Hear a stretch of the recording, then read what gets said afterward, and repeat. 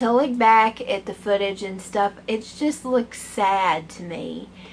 And I was honestly like embarrassed for anybody to see it in a way, because it was normal to me, but I remember I'd bring people over and they look in my office and they were trying to be nice, but you can tell they're like, oh my gosh, what is this? You know?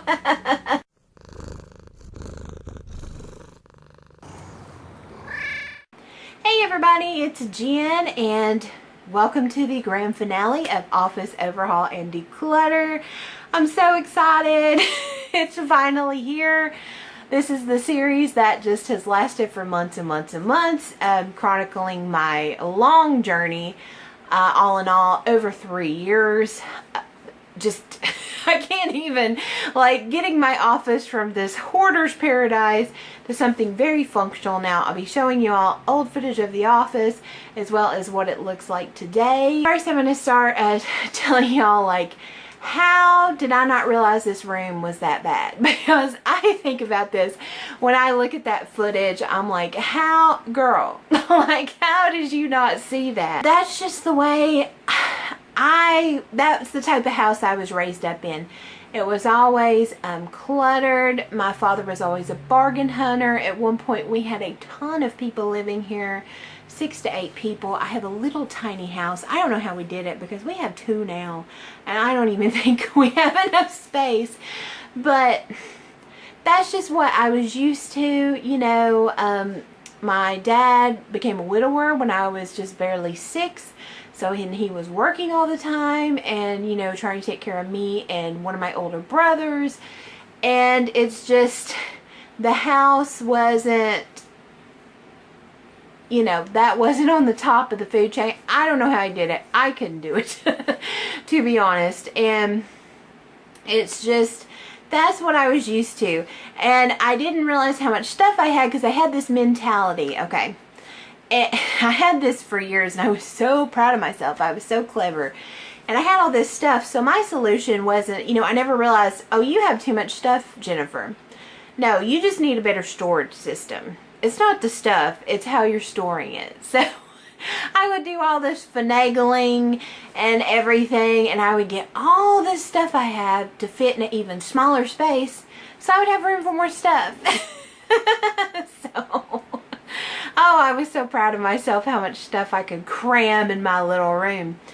And honestly, it wasn't until like, what, about 3.5 years ago that I really started to look at it different. So I'm going to talk about that. What was the catalyst? What just changed my mind? You know, how old would I have been then? What, 29? What changed my mind in that moment that 29 years of living never changed? And that honestly was when I got really sick. I showed a little bit of that on this channel way back, but I got very, very sick for the first time in my life. I mean, sick, not just like cold or something to where, you know, I was in and out of the hospital. I was having to get ultrasounds and CAT scans, and there was these issues that could have potentially have been just really, really bad. Thankfully, I'm still here, and it wasn't as dire as they thought it was, but I'll never forget when I had to go get a CAT scan, and because they said, well, if your levels match this is what we think you have. I mean, then they literally told me you need to get your affairs in order. That's just, you don't forget when someone tells you that. And of course, you know, doctors being as wonderful as they are, which I love my doctor now, but my doctor at the time was, I went and had this CAT scan and the whole thing. They didn't call me back for 3 weeks. 3 weeks, okay? And, but during that 3 weeks, when I was thinking, I'm going to have to get my affairs in order, all I thought was all this crap that I had. And I just, you know, and I was so weak at this time from being sick. You know, I would get dizzy walking from one end of the house to the other. It was just horrible. And all I could think about was, if I end up getting really super sick, Dad's going to have to deal with all this crap. And he's just not the type of person. I mean, he'll let it sit here probably forever. I mean, he would not go through it. That's just, you know, that's just not how he is. I'm kind of the one that pushes him to do things, and he tells me to chill out, and I push him. But and I just, you know, and it just killed me, the thought of him being stuck with all this stuff, all this mess. If he ever needed to find anything, you know, any type of documents for me, if he, I mean, can you imagine? Can you, I mean, I don't want to leave that for anybody to deal with. So needless to say, there was a lot of work to be done in there. And I still remember the giant pile, well, piles and piles of empty storage bins I had when I started getting rid of stuff. And it was just, oh my gosh, it still, to think about it now, it still blows my mind. Because like I said, I was so proud of having everything stored in those little bins. And oh gosh, piles and piles and stacks, which luckily I gave away so much stuff. I would just put stuff in the bin and give it to people, and nothing was functional, nothing. It was just a sad room. Let me show y'all the footage of how the office looks like now. It's so much brighter. We are working on the windows right now, so if you see some like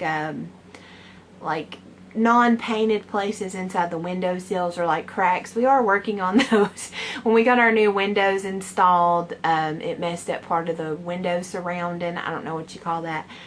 And so that will have window trim on it soon. I still have a few things to declutter in here. I actually go through about every week, and I usually pick 2 or 3 things out, and I just get rid of them. You know, decorative items that I just thought I could never get rid of. And it makes me so happy because it's one less thing to dust, because I hate dusting, and I love that I can do it much quicker now. But, you know, my desk works really well. I have all my art supplies categorized, easily visible.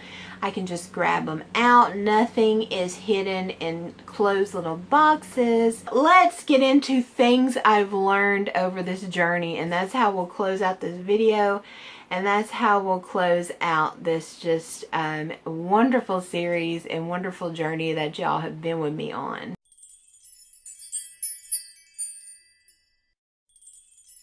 So the first thing, like I said, empty space is not bad. You don't have to fill empty space with things. Some of y'all may remember some of my older videos. I literally had, oh my gosh, I had a junk pile on the back of my door. I had a junk pile shoved up in the ceiling tile. I mean, it's just, it is crazy for me to think about now, but I literally had to fill every space with something, or it would make me feel weird, you know. And now, oh my gosh, if I can clear a space out and leave it, that's like the best thing ever.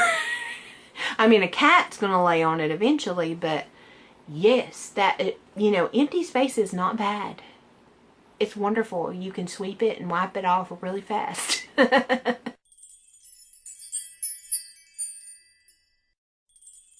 Next, getting rid of stuff is very hard, but it gets easier. I think of it as like a muscle, you know.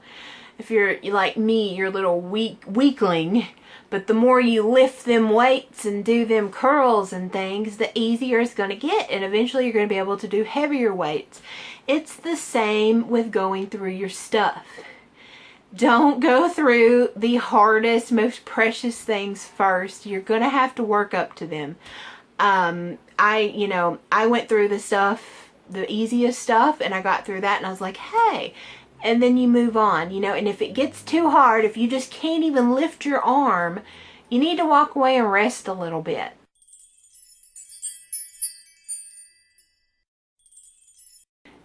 Stop the problem before it starts. Be mindful of your purchases. No one snuck this stuff into my house. I purchased this stuff. I brought it in myself. I did it. And it's because I wasn't using this when I was buying things. I wasn't being mindful of things I was buying. I was scratching an itch. I saw something pretty. I didn't think in the long term, how are we going to use this, Jennifer? You know, it's easier if you can stop it before it starts.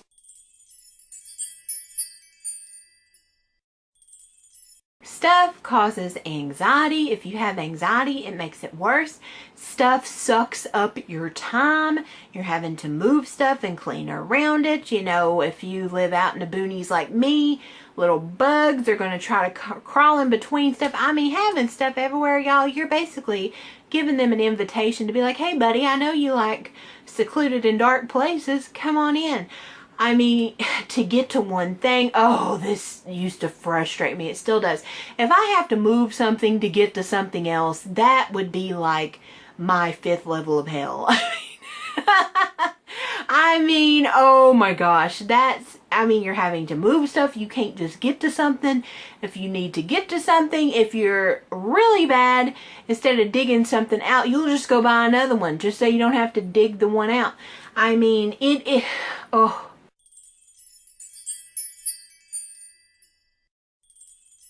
Don't hold on to stuff just because you spent money on it. This was a big one for me because y'all know I'm cheap. I'm cheap and I'm poor and I work all the time, but I make like no money. So I held on to a lot of stuff for a time because I was stupid. Again, I wasn't being mindful of my purchases. And I was buying these things and I can't get rid of that. I spent $50 on that. I can't get rid of that. I spent $100 on that. The money's already spent. You know, the money's already come out of your bank account. The money's already come out of your wallet. The money is already spent. Okay? So, you getting rid of this item that doesn't bring you any joy, doesn't do anything but take up space. I mean, you probably never used it, or maybe used it once. It's literally sitting there slowly rotting. And you holding on to it is not magically going to put $50 or $100 in your bank account.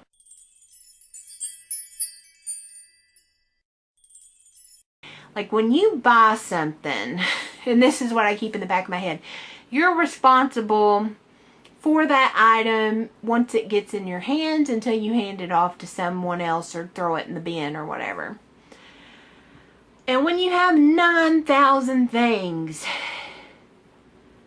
oh my gosh, what a process that was. What a process that was. And just having to come to the turn, you know, piles of stuff. The whole house was a wreck for months. I'm just so thankful my dad was real patient with it. Because, you know, I had to get stuff out of that room. I would go through stuff and I would immediately remove it from the room. And my dining room, I mean, there were little channels you could walk through. My living room was piled high. My gosh, just thinking back on it now, it's wild. But doing this is painful. And as long as it was, this whole process, it has lit a fire under me, y'all, and it has spread to other areas in my life. You know, I'm freed up more mentally now. I'm freed up just, oh my gosh, I can't even, like, who is this person?